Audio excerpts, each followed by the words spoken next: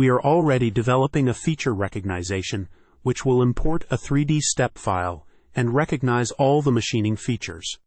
You will have to select a step file, and the software will do the activity of find the machining features. It takes less than a minute to recognize the machinable features, and the same are populated on a table. As you could see, the processing of the 3D file is done, and machinable features are populated on the left side table. The graphical representation of the model is also shown and can be moved or rotated to have the look and feel of the component. You don't require a 3D file viewer or a CAD package to view this file. As you could see, the machining features are been identified, showing the accessible axis of the operations with the feature characteristics.